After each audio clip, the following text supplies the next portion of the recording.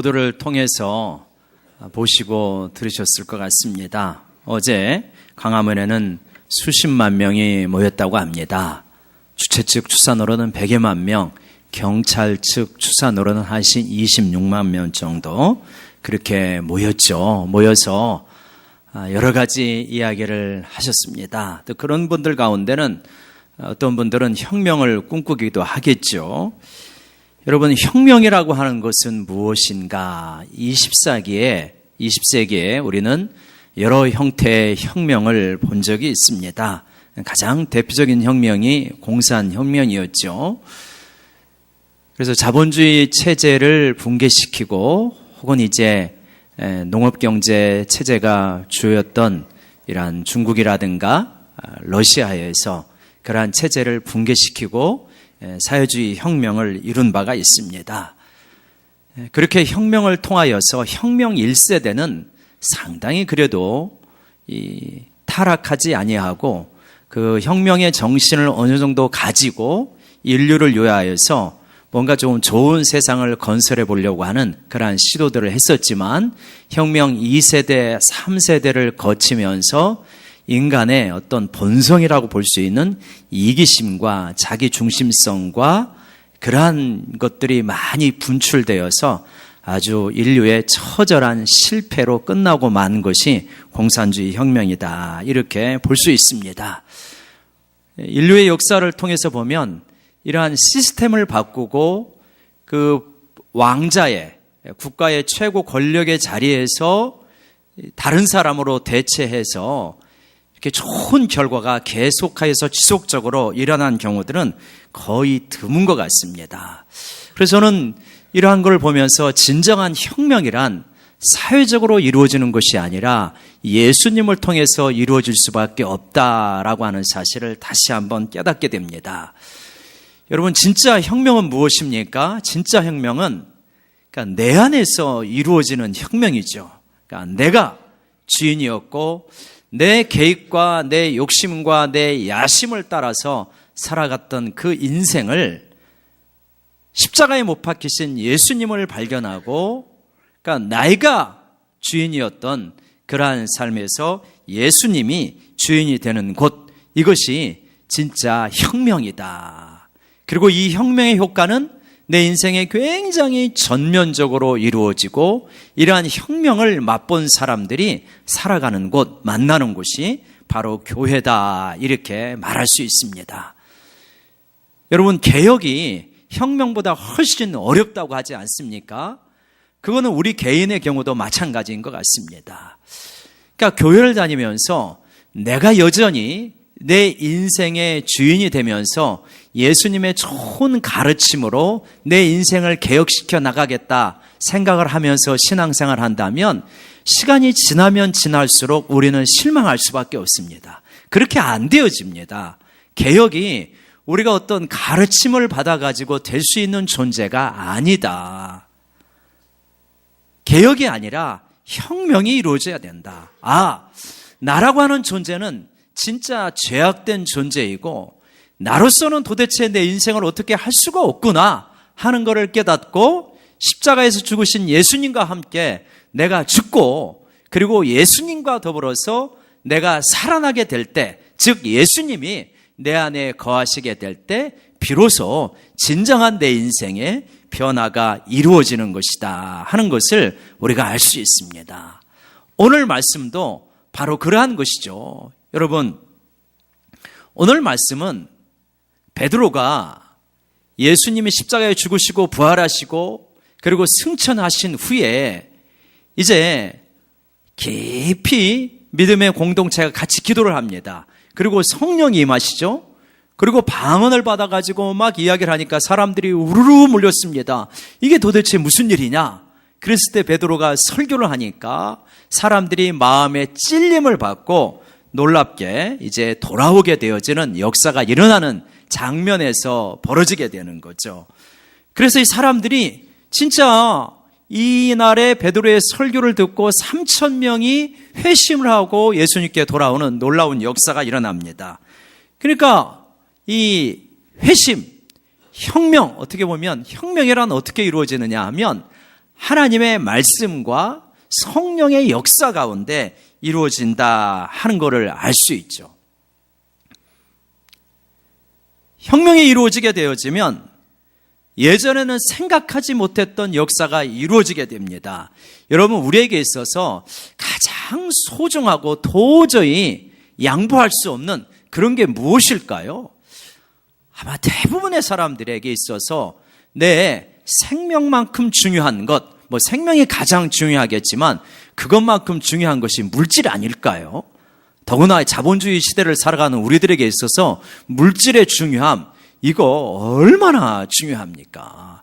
저는 오늘 이제 중고등부 가가지고 중고등부 수험생들을 위하여서 이렇게 축복의 기도를 하는 시간을 가졌습니다. 그런데 우리 부목사님께서 이렇게 또 청년부에 잘 또 격려하는 시간을 가졌는데 거기서 부목사님이 이제 왜 공부합니까? 라고 하는 질문을 던지면서 공부하는 이유, 첫 번째 이유, 성공하고 자기 꿈을 실현하고 이런 거 설문조사한 거를 쭉 이렇게 이야기를 이렇게 설문조사한 거를 보여준 적이 있는데 여러분, 우리 중고등부 학생들, 청년들이 열심히 공부하고 또 이렇게 어른들이 열심히 일하는 까닭이 무엇일까요?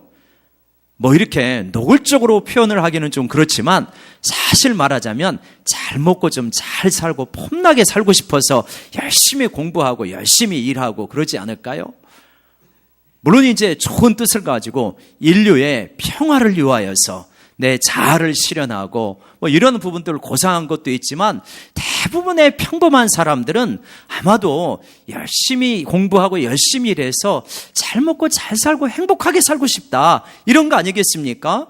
이거 부인하기 어려울 것입니다. 그 잘 먹고 잘 살고 행복하게 사는데 핵심적인 요인이 뭐냐면 물질이거든요. 이거 부인하기 어렵습니다.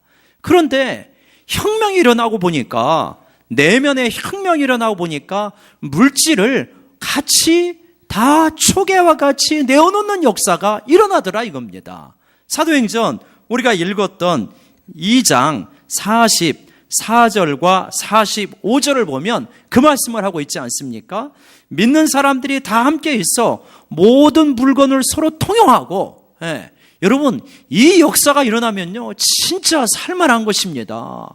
내가 올 때 버스를 타고 왔는데 이 말씀에 감동을 받아서 우리가 서로 물건을 통용하자. 그러면 내가 올 때는 버스를 타고 왔지만 여러분 나가가지고 가장 좋은 차를 보고 내가 이걸 통용하고 싶다라고 해가지고 모 집사님에 가가지고 키 좀 주십시오 라고 해가지고 몰고 가도 되는 거예요. 그죠?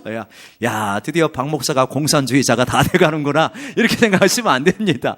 여기가 이게 말씀대로 하면 실제로 그렇다는 거예요.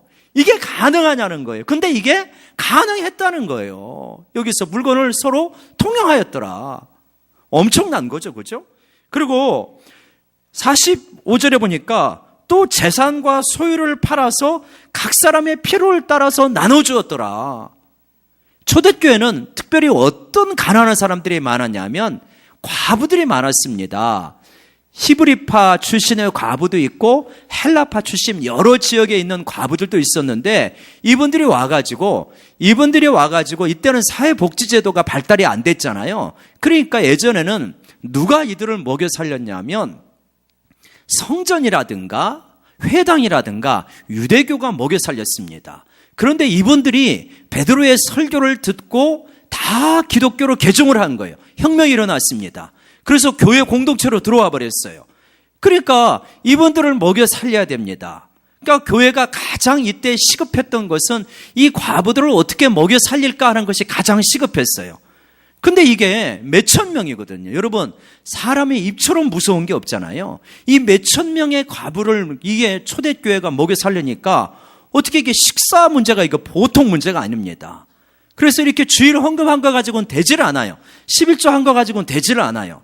그러다 보니까 교회의 중요한 중직들이 자꾸만 뭐 하냐면 자기 집을 팔고 땅을 팔고 부동산을 팔아가지고 목돈 헌금을 해가지고 이들에게 먹여 살리는 것입니다. 대표적으로 바나바가 그런 거예요. 자기의 부동산을 다 팔아가지고 내어놓고 그걸 가지고 과부를 먹여 살리는 것입니다. 이러한 역사가 일어나는 것입니다. 여러분, 이게 뭐냐면 이게 혁명이지 않겠습니까? 나에게 너무나 소중한 귀중한 것을 같이 너하고 나하고 같이 나눠 주자는 거예요. 내가 평생 동안에 쌓아 올렸던 나의 부동산을 팔아서 가난한 사람들에게 나눠주고 그들과 같이 먹고 살다는 거예요. 이건 억지로 이루어진 게 아니죠. 이게 진짜 이렇게 실제적으로 이루어진 것입니다. 어떻게 이것이 가능할까? 여러분, 어떻게 이게 가능하겠습니까? 오늘날 이렇게 하자고 하면 여러분 아마 우리 다 도망가지 않을까요? 대부분의 사람들이 도망가지 않겠습니까? 근데 어떻게 이게 가능한가? 베드로가 설교를 하면서 성령께서 역사하시면서 우리가 지금까지 쌓아왔던, 지금까지 중요하고 생각하였던 이것이 진짜가 아니고 진짜 영원한 가치가 있는 하나님의 나라가 있구나 하는 것을 깊이 체험하게 된 것입니다. 그러면서 이 땅에서 이렇게 소중했던 것이 소중한 것이 아니고 진짜 영원한 가치가 있는 하나님의 나라, 내 모든 것을 주고도 아깝지 않은 하나님의 나라가 우리에게 있다는 것을 깨닫게 되어진 것입니다. 예수님께서 마태복음 13장에서 그러한 비유를 하셔요. 어떤 사람이 밭을 캐다가 밭을 일구다가 금은 보화가 있는 것을 발견했다. 그러면 어떻게 하겠느냐?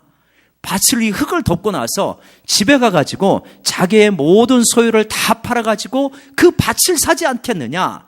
그때 중요한 감정을 나타내는 형용사가 있는데 그게 뭐라고 그랬습니까? 기뻐하면서. 너무 기쁘다는 거. 내 부동산을 다 팔아가지고 그 밭을 사는데 사람들은 아이고 저런 바보, 저런 맹지를 왜 사나? 이런다는 거예요. 그런데 맹지인데 이 사람이 볼 때는 너무 이게 가치가 있는 거예요. 그래가지고 자기의 부동산을 다 팔아가지고도 그것을 사면서도 마음속에 기쁨이 넘쳤더라. 천국을 발견한 사람은 마치 이와 같다라고 말씀하십니다. 여러분, 저는 이것이 무엇이냐? 이것이 개혁이 아니라 혁명이다라고 말씀하는 겁니다. 여러분, 복음이라고 하는 것은 뭐냐면, 회심이라고 하는 것은 뭐냐면 이전까지 살아왔던 이 가치가 아무것도 아니라고 하는 것을 인정을 하면서 새롭고도 영원한 가치인 하나님 나라를 향해서 완전하게 돌아서는 것, 이것이 바로 혁명이요, 이것이 회심이요, 이러한 변화는 급격하게 이루어진다고 오늘 본문은 우리에게 말씀하고 있습니다. 우리 사랑하는 영광교회 성도 여러분, 우리가 정말 복음 안에서 이러한 놀라운 회심의 역사를 다 같이 맛보기를 간절히 원합니다. 여러분, 이렇게 되어지면요, 어떤 역사가 일어나냐면, 여러분 이들을 보면서 어떻습니까? 46절에 보면 날마다 마음을 같이하여서 성전에 모이기를 힘쓰고 집에서 떡을 떼며 기쁨과 순전한 마음으로 음식을 먹고, 이들에게는 말할 수 없는 또 기쁨이 있더라는 거예요. 영원한 천국을 발견한 자의 기쁨. 그리고 날마다 같이 모이면서 모이는 것 자체가 너무나 즐겁고 기쁜 것입니다. 여러분, 우리 교회가 어떤 곳이냐? 정말 이러한 진정한 의미의 회개와 회심의 역사, 다른 말로 말하면 혁명의 역사가 일어나는 곳이 바로 교회이다. 지금까지 내가 살아왔던 이 삶의 가치를 예수님을 통해서 어떻게 좀 더 강화시키고 풍성하게 하는 것이 아니라, 아니구나, 지금까지 살아왔던 내 삶의 가치를 송두리째 뒤집어버리는, 뿌리를 뽑는 그러한 역사가 일어나는 곳이 바로 교회다. 여러분, 이렇게 일어나면 어떤 마음의 변화가 생기냐면 기쁨도 있지만 말할 수 없는 평화와 안심이 우리 마음속에 밀려오게 되어집니다. 희한합니다. 내가요, 내 인생을 살아가면서 계획하려고 하면 왜 이렇게 불안한지 모르겠어요. 왜 이렇게 걱정이 많은지 모르겠어요. 왜 이렇게 두려운지 모르겠어요. 미국에서 모든 대부분의 사람들의 예상을 뒤엎고 트럼프가 되지 않았습니까? 옛날에 우리 미국에서 오신 김경국 집사님이 이제 지금 미국으로 돌아갔습니다만 이야기할 때 그랬어요. 설마 트럼프가 되겠습니까? 그래서 그때 그 이야기하면서 트럼프가 되면 우리는 어떻게 하죠? 그때 제가 명언을 남겼지 않습니까? 트럼프가 되면 트럼프 치고 놀아야죠. 뭐 이렇게 명언을 남겼는데 정말 그런 이야기를 하면서 트럼프가 될 거라고 생각을 했습니까? 아무도 생각을 못 합니다. 근데 트럼프가 되었어요. 박 대통령이 어떻게 될지 모르겠어요. 한국 경제 너무나 위기입니다. 그렇죠? 막 이러한 보도들을 볼 때마다 한편에서 가슴이 철렁. 어떡하지? 나는 어떻게 살아가지? 우리 가정은 어떻게 살아가지? 이거 괜찮은 건가? 막 이러한 염려와 걱정들이 많이 있는데 놀랍게도 진짜 하나님 안에서 예수 그리스도를 온전한 나의 주로 믿고 하나님께 내 인생을 신뢰 가운데 맡긴 사람들에게는 어떤 역사가 일어나겠느냐 하면 하나님 어렵긴 하겠지만 우리는 하나님을 신뢰합니다. 하나님이 우리 모든 인생을 이끌어 주시리라 믿습니다. 심지어는 몸에서 뭔가 안 좋은 증세가 일어나도 하나님께 내 인생을 맡긴 사람은 병원에서 대학병원에 가서 종합검사를 좀 해보셔야 될 것 같습니다. 안 좋을 것 같습니다. 이래도 하나님, 내가 이 땅에 살아도 하나님을 믿는데 내가 혹시 이 땅을 빨리 떠난다 할지라도 나는 하나님 보호자 앞에 천국에 가는 줄로 믿습니다. 이러한 이상한 평강과 안심이 우리 마음을 주장하게 된다는 것입니다. 여러분 이를 믿으시기 바랍니다. 이거는 하나님 앞에 내 인생을 맡긴 자만이 체험할 수 있는 신비예요. 그러니까 내가 다른 말로 말하면 나는 너무 걱정이 많다라고 하면 아직 혁명이 잘 안 일어난 거예요. 덜 일어난 거예요. 그래서 내가 자꾸 막 걱정을 하고 내가 지금 내 인생을 이끌어가는 거예요. 내가 내 인생을 이끌어가고 내 자녀 계획을 세워야 되고 막 이러니까 너무 불안하고 염려가 많은 거예요. 그러나 하나님께 맡기게 되어지면 이상하게 그때부터 성령님이 주장하시는 평강이 이렇게 흘러가게 되어진다. 여러분 이러한 놀라운 평강을 맛보시는 역사가 일어날 간절히 원합니다. 이게 이제 급격하게 일어나는 회심의 역사입니다. 그런데 이 회심 말고 이제 성장이라는 게 있어요. 성화라는 과정이 있어요. 초대교회는 이렇게 급격한 이 회심의 역사가 일어났지만 이후에 초대교회가 아무런 문제가 없냐? 안 그렇잖아요. 아나니아와 삽비라 사건이 일어납니다. 그리고 나중에 헬라파 가부, 히브리파 가부 구제 문제를 둘러싸고 갈등이 생깁니다. 그리고 이 좋은 초대교회, 거의 완벽했던 초대교회에서도 여기가 너무 좋사오니 예수님께서 땅끝까지 이르러서 복음을 전파하라는데 그걸 안 해요. 그래가지고 핍박이 일어나서 주님께서 흩어지는 역사가 일어납니다. 그러니까 무슨 말이냐면 아무리 이상적인 혁명의 역사, 회심의 역사가 일어나도 이 성장, 성화라고 하는 과정은 그렇게 급속하게 한순간에 점프하지 않는다는 것입니다.